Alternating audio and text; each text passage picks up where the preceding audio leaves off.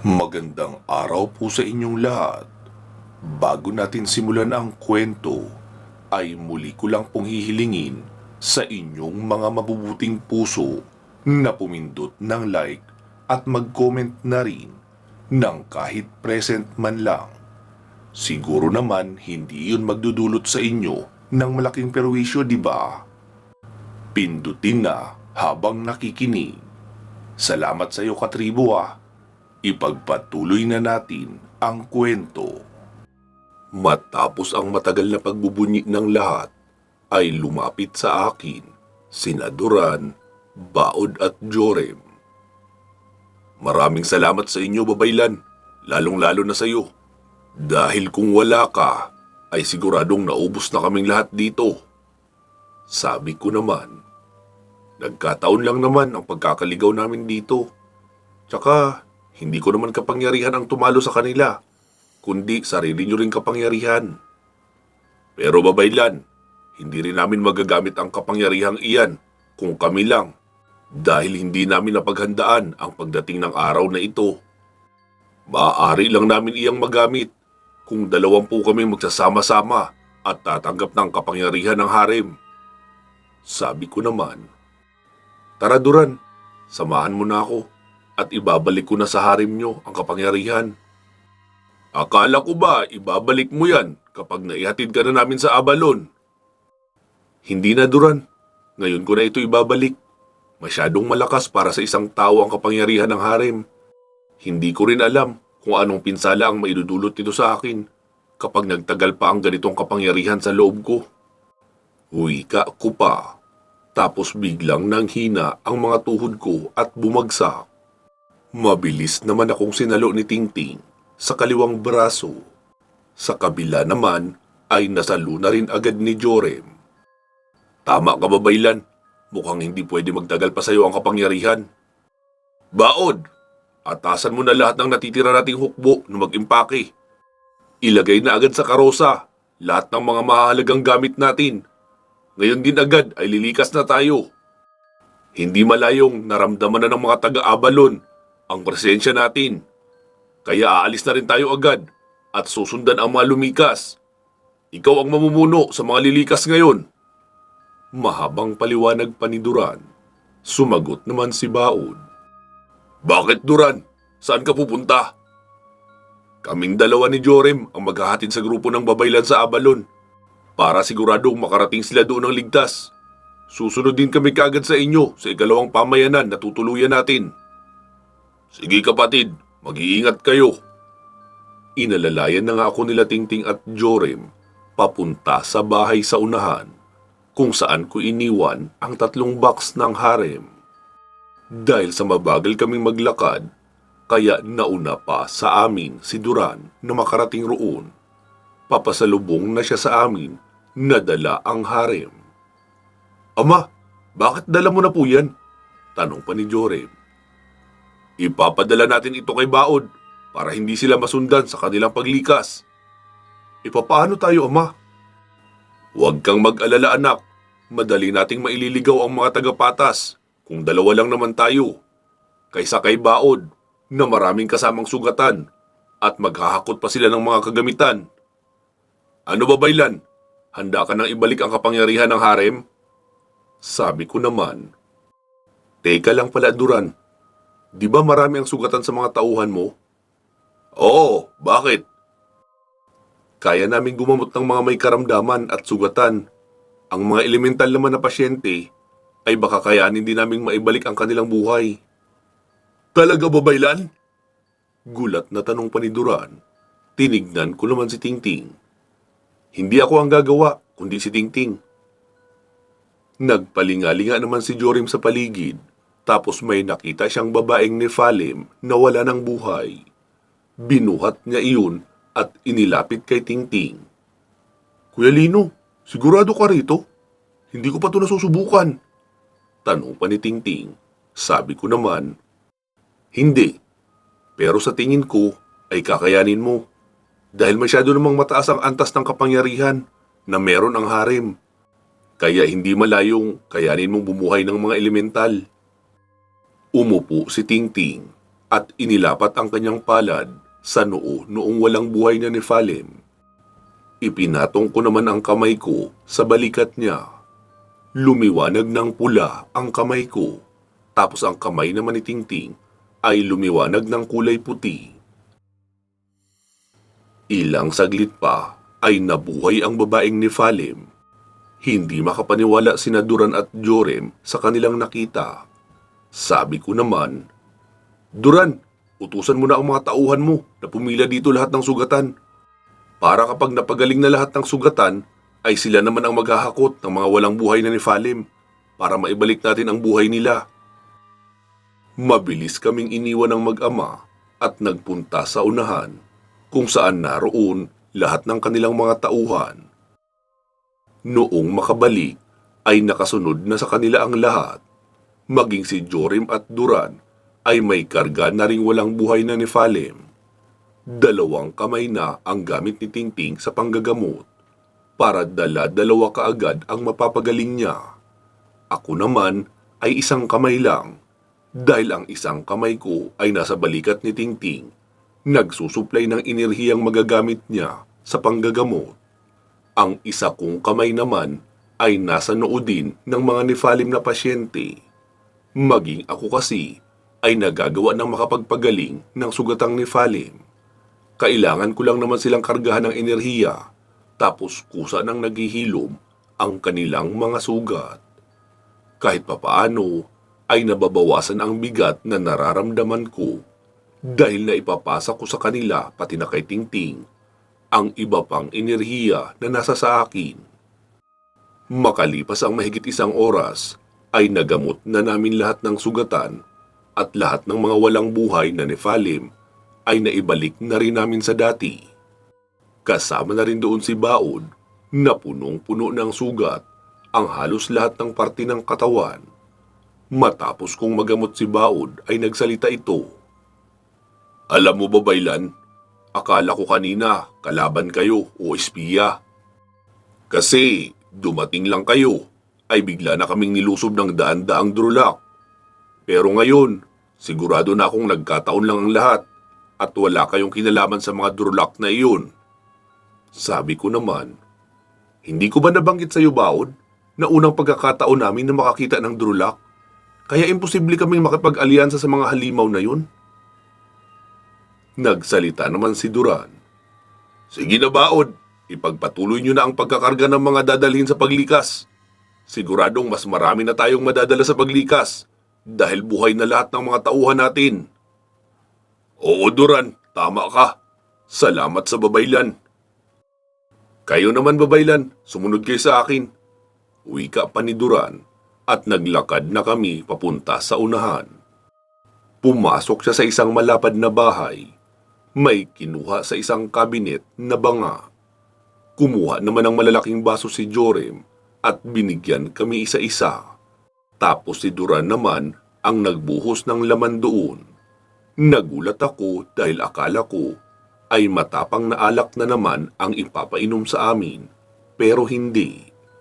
Wine iyon, pero napakatamis, na parang kasing lasa ng pinaghalong ubas at pinya.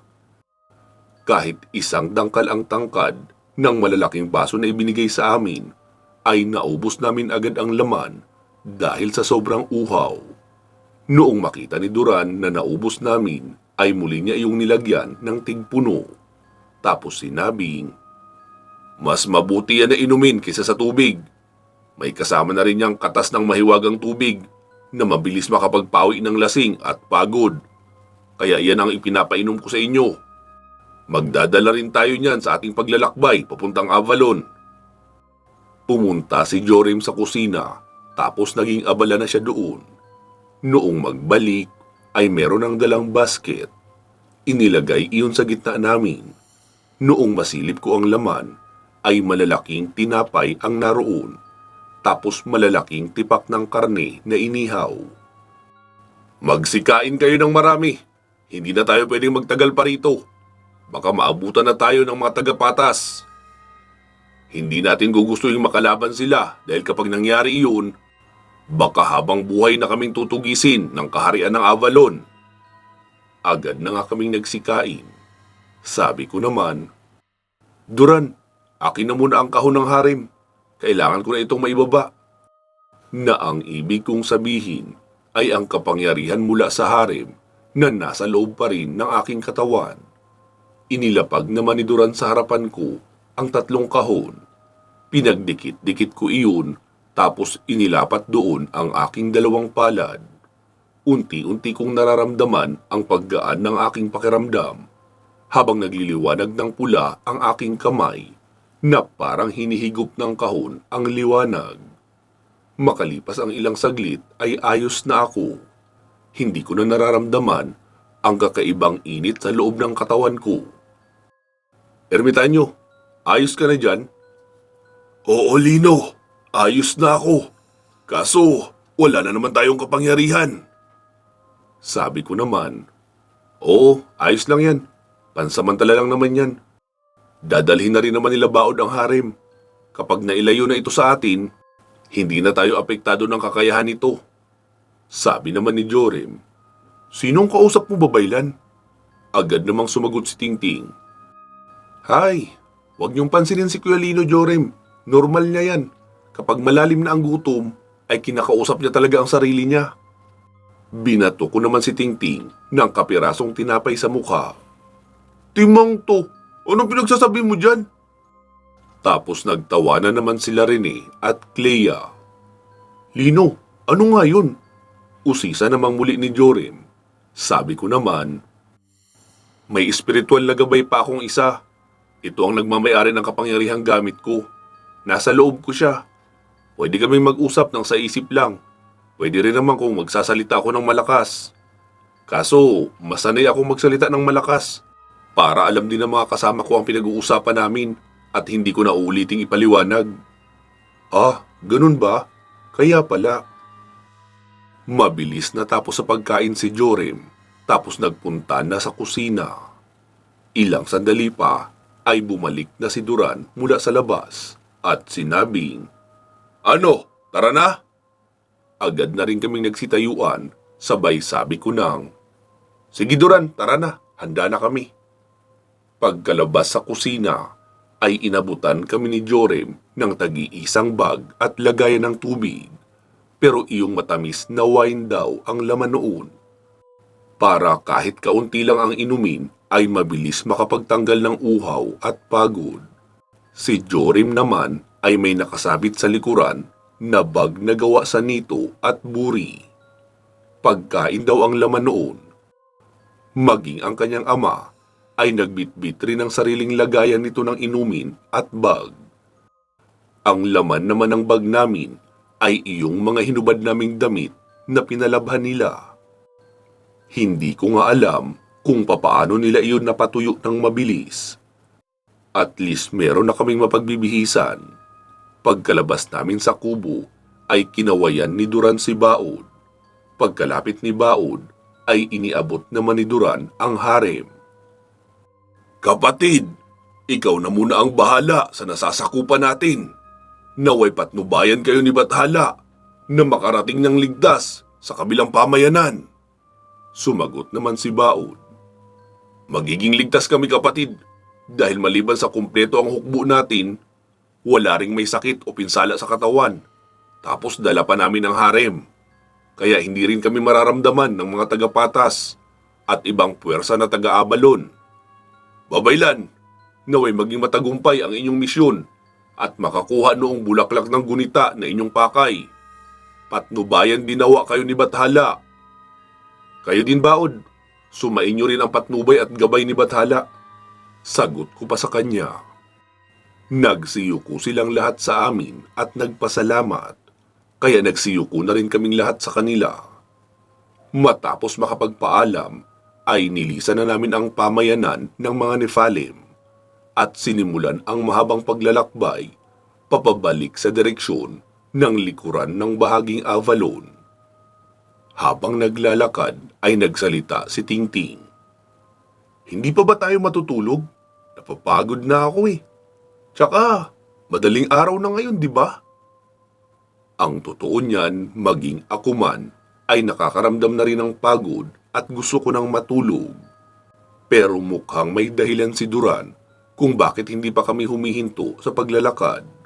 Sinagot naman ni Duran ang tanong ni Tingting. Magpapahinga tayo maya-maya. Lalampasan lang natin ang talon na iyan. Wika pa noon, sabay turo sa unahan. Bakit naman kailangan pang makalampas dyan? Marami naman akong nakikitang maliliit na kuweba o di kaya malalaking puno sa paligid na pwede nating mapagpwestuhan. Dahil maliban sa magagaling magsiyasat ng paligid ang mga tagapatas, matalas din ang pang-amoy nila. Hindi rin malayong may enerhiya ng pagiging burhamin sa aming katawan dahil sa paggamot sa amin ng babaylan. Maaaring maramdaman din nila iyon. Kapag nakalampas na tayo sa talon na iyan, ay hindi na makakalampas pa dyan ang pandaman nila. Malakas ang enerhiyang nagmumula sa tubig ng talon at maging ang malamig na singaw ng tubig ay buburahin ang mainit na aura na nagmumula sa ating katawan na maaari ding maiwan sa daan. Okay. Maiksing sagot pa ni Tingting at nanahimik na habang naglalakad. Makalipas pa ang mahigit isang oras siguro, ay naroon na kami sa tapat ng malaking talon. Ibinaba nila ang kanilang mga bitbit tapos naglakad sa unahan. Naghubad ng lahat ng kasuotan at tumalo na sa tubig. Nagulat naman kami ni Tingting sa ginawa ng mag-ama. Noong umahon ang ulo ni Duran ay nagsalita. Babaylan! Kailangan nyo ring maghugas ng katawan. Punong-puno kayo ng bahid ng dugo ng mga drulak. Magiging mabaho kayo sa pang-amoy ng mga nilalang sa paligid. At maaaring nilang isipin na mula kayo sa lahi ng mga drulak. O kayo mismo ang mga kalaban. Nakita kong lumayo sa amin si Clea. Doon daw siya maliligo sa unahan, malayo sa amin. Puro kasi kami lalaki doon. Tapos kami naman ni Tingting ay naghubad na rin agad, pati na rin si Rene. Agad na rin kaming lumusong sa tubig. Gamit ang maliliit na bato, ay kinuskus namin ang aming balat para maalis ang mantsa na mula sa dugo ng mga drulak. Lumapit naman sa amin si Jorem at nag-abot ng mga dahon. Sabi ko naman, anong gagawin namin dito, Jorem? Sumagot naman ito, kusutin nyo ng inyong palad para mapadulas ang paglilinis. Sinunod naman namin ang sinabi niya at nagulat kami ni Tingting dahil bumubula iyon na parang sabon. Mabango rin ang amoy. Kaya iyon na nga ang nagsilbing sabon namin sa paliligo. Nagbabad pa kami ng kalahating oras para mapakalma ng mabuti ang pagod na katawan. Noong kumpleto na ang aming paglilinis at nakapag-relax na rin, ay nagbihis na kami ni Tingting gamit ang damit namin na suot mula sa mundo ng mga tao. May ibinigay rin sa amin si Jorem na balabal na kulay brown. Parang kakulay iyon ng tuyong dahon, para raw kahit makita kami ng ibang mga nilalang, ay hindi magiging pansinin ang aming pagiging tao. Madali kasi kaming makilala na galing sa mundo ng mga tao, base sa aming suot na damit at pantalon. Sakto lang na nakapagbihis na kaming lahat, ay papalapit na rin sa amin si Clea. Malawak ang ngiti at mukhang nag-enjoy rin sa kanyang paliligo. Muli naming ipinagpatuloy ang paglalakad hanggang sa pasukin ni Duran ang isang masukal na gilid ng bato. Hindi mahahalata na may lagusan doon kasi masukal ang bungad. Noong makapasok na kaming lahat ay muling kumapal ang mga halaman sa bungad noon kaya hindi halatang may pumasok o may dumaan sa bahaging iyon. Noong makarating kami sa dulo, ay isa pala iyong kuweba. Agad nagpaningas ng apoy si Jorem. Si Duran naman ay nanguha ng maliliit na kahoy at tinulisan. Binigyan kami noon ng tigdalawa. Sabi ko naman, para saan ito, Duran? Para sa pagpapainit ng pagkain. Inabutan kami ni Jorem ng karne at tinapay. Ipinakita niya na tutusukin ng kahoy ang tipak ng karne at tinapay saka ilalapit sa apoy para mapainit. Nice, Kuya Lino. Parang camping lang talaga na totoo ah. Oo nga ting, ang galing eh. Sagot ko naman sa kanya. Matapos makakain ay pinatay na ni Jorim ang siga sa gitna at nagkanya-kanya na kaming hanap ng pwesto. Isinapin namin sa lupa iyong balabal na ibinigay nila sa amin. Kinabukasan, nagising ako noong maramdaman kong may mga nagsasalita na sa paligid ko. Gising na pala silang lahat. Nakahanda na rin sa harapan ko ang pagkain na nakalagay sa dahon. Ilang pirasong prutas iyon at maliit na piraso ng tinapay. Agad na rin akong kumain dahil ako na lang pala ang huling nagising. Ting, bakit hindi mo naman ako ginising? Sabi niya naman, bakit? May lakad ka ba ngayon? Sira, anong lakad ka dyan? Nakakahiya oh. Ako na lang ang naiwang tulog. Ano ka ba Kuya Lino? Ayos lang yun. Sa ating lahat na narito, ay ikaw ang pinakanapagod sa labanan kagabi. Idagdag pa na tiniis mong bitbitin ang mabigat na kapangyarihan mula sa harem. Kaya naiintindihan naming lahat na kailangan mo ng ekstrang pahinga. Hindi ko na nga siya kinontra pa dahil totoo rin naman. Matapos kong makakain ay agad na akong nagligpit at sinabing, Duran, ayos na ako. Tumango naman siya at nauna na sa paglalakad papalabas ng kuwebang kinaroroonan namin. Agad na rin kaming nagsisunod. Malayo ang aming nilakbay. Sabi ko naman, Duran, bakit mas malayo yata ang paglalakbay natin ngayon kaysa noong nilakbay namin na nakarating kami sa inyo?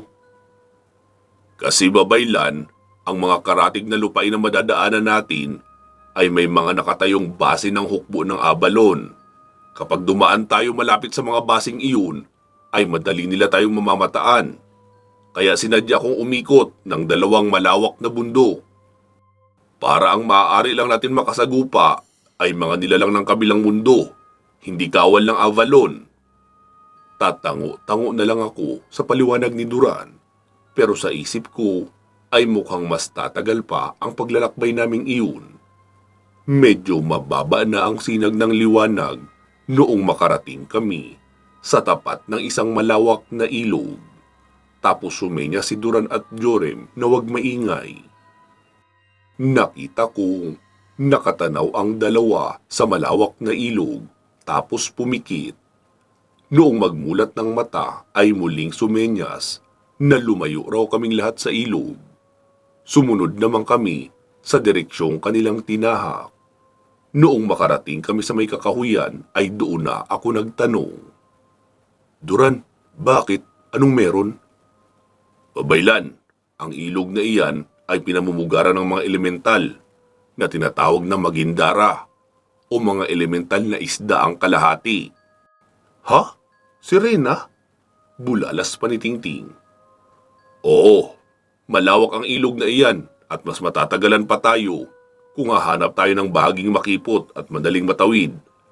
Ito na ang pinakamadaling daan, pero iyon nga lang, kailangan nating abangan na wala ang mga Magindara dyan. Kapag wala sila ay saka tayo tatawid para hindi natin sila kailangan kalabanin. Teka lang Duran, di ba? Elemental din naman kayo na maituturing. Bakit hindi nyo sila kausapin? At makiusap na makikiraan lang tayo. Oo babaylan, tama ka. Elemental rin nga kami. Pero kami ang nag-iisang elemental na pinakakinamumuhian ng lahat dahil sa aming pagiging dugong burhamin. Natatakot sila na baka gamitin namin sa kanila ang aming kapangyarihan. Hindi rin naman namin sinabi na wala sa amin ang kapangyarihan na kanilang kinakatakutan dahil naikarga na namin lahat sa harem. Kapag sinabi namin iyon, ay siguradong kaliwat kanan ang mga elementong lulusob at hahanting sa amin dahil malalaman nilang wala na kaming kapangyarihan na magagamit sa pakikipaglaban. Tanging ang pangkaraniwang laki at lakas na lang ang meron sa amin. Kaya mas maigi na iyong hindi nila alam na wala kaming kapangyarihan para manatili pa rin ang takot nila at hindi kami tangkaing lusubin. Kaya sa ngayon, magmamasid tayo at aalamin ang mga oras na wala sila dyan. Para sa susunod na mga araw, ay doon sa oras na iyon natin itataon ang ating pagtawid. Naisip kong, oo, tama nga si Duran. Kaso ang negative lang doon dahil mas lalo rin kaming matatagalan sa paglalakbay. Pero no choice na rin talaga eh. Kaya magtsatsaga na lang kami na mag-abang. Tahimik kaming naghapunan sa isang maliit na kuweba. Hindi kami nagkikwentuhan gaano lalo kung hindi naman mahalagang bagay para maiwasan na marinig kami ng mga magindarang nananahan sa ilog. Hindi ako sigurado kung anong oras na noon. Pero sa tingin ko, mahigit 2 oras na iyon magmula noong dumilim ang buong paligid. Nagpaalam na ako sa kanila na mauuna ng matulog. Pakiramdam ko kasi ay magiging mahabang paglalakbay na naman ang aming daranasin sa kinabukasan at hindi tiyak ang panganib na makakaharap. Kaya dapat samantalahin ko ang pagkakataon na makatulog. Si Tingting ay naroon pa sa isang maliit na siga. Nakikipagkwentuhan kina Rene at Duran. Habang si Clea naman ay nakadikit at nakakapit sa braso ni Jorim. Giniginaw daw siya, kaya kailangan ng katawang madidikitan. Naisip ko tuloy na malaki talaga ang naging impluensya ng mga tao kay Clea. Kasi natutunan niya na rin kumirengking ng ganoon. Samantala, yung ibang mga diwata na nakilala at nakita ko ay pino kong kumilos at palaging astang mahiyain. Nahiga na nga ako at natulog. Mabilis namang lumalim ang aking tulog. Hanggang sa magising na lang ako sa tapik ni Jorim. Babaylan! Babaylan! Gising! Agad naman akong bumangon. Bakit, Jorim? Anong problema? Yung kasama mong si Tingting, tinangay ng mga magindara. Ha? Bakit? Paano? Medyo nakadistansya naman tayo sa ilog, di ba? Tulog kami ni Ama noong magising siya at ang tikbalang ang nagbabantay. Ang sabi daw, magbabawas lang. Kaya akala ng tikbalang ay sa kasukalan pupunta. Pero narinig na lang namin ang sigaw niya ng tulong. Naroon banda sa may ilog yun. Kaya naroon na yun sina Clea, ang tikbalang at si Ama. Halika na! Wika pa ni Jorim. Dali-dali na rin akong tumayo at tumakbo na kami ni Jorim patungo sa ilog. Naabutan ko si Duran na nakapikit habang nakalapat ang kamay sa tubig. Clea, nasaan si Tingting? Sumenyas naman si Clea na wag muna raw akong maingay.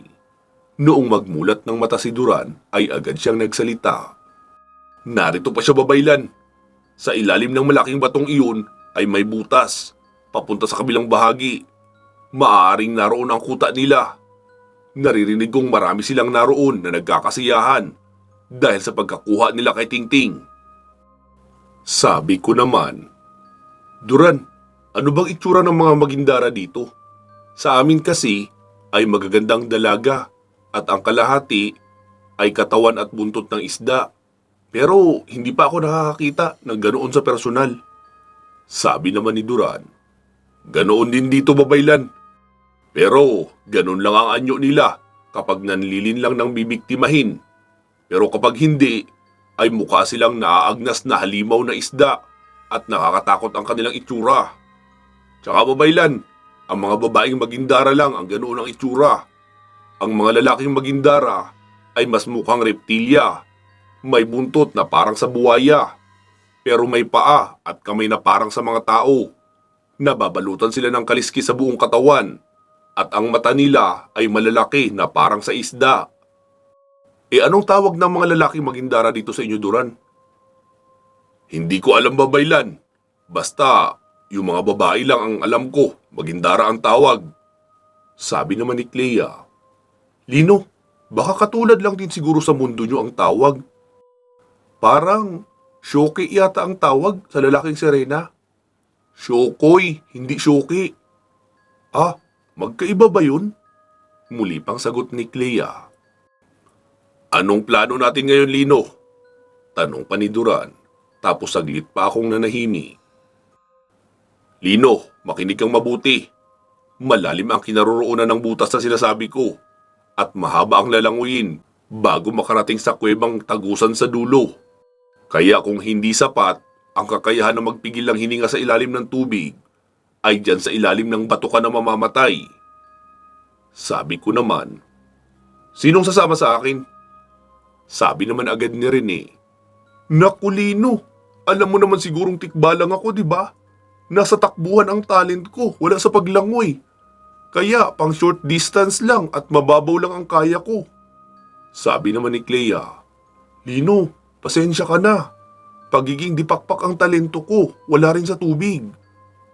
Mabuti sana kung pwede kong magamit sa tubig ang pakpak.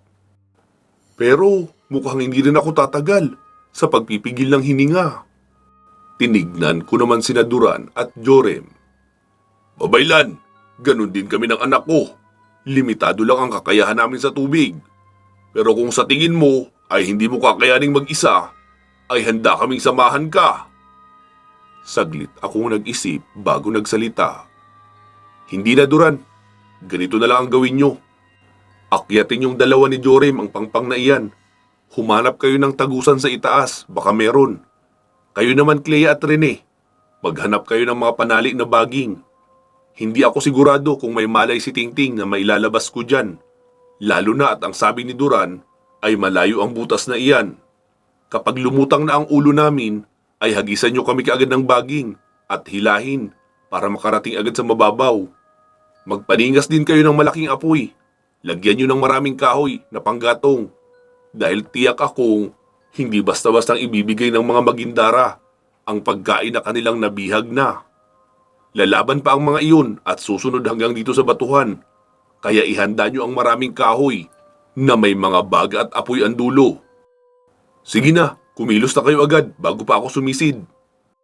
Mabilis na umalis sa harapan ko sina Clea at Rene para kumuha na ng mga panggatong na kahoy at baging na panali. Sina Duran at Jorim naman ay tumakbo na rin papunta sa kasukalan upang makarating din sa itaas ng pampang at alamin kung merong lagusan doon papasok sa kabilang bahagi. Pansamantala muna natin puputulin dito ang ating kwento. Magsama-sama tayong muli sa part 193. Mag-iingat po kayo palagi at hanggang sa muli.